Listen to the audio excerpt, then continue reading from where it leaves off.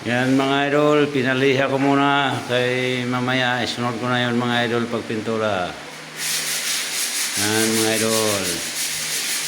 Naliha na kasama ko mga idol.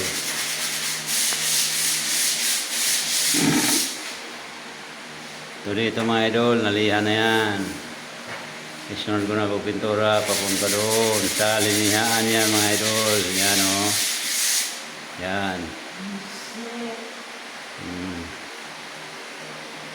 Finish na natin ang wall mga idol. Dito sa taas mga idol, finish na rin yung wall. Yan mga idol. Dito sa loob mga idol.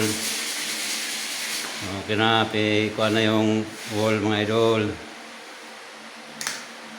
Okay, ilaw pa ang pin light mga idol.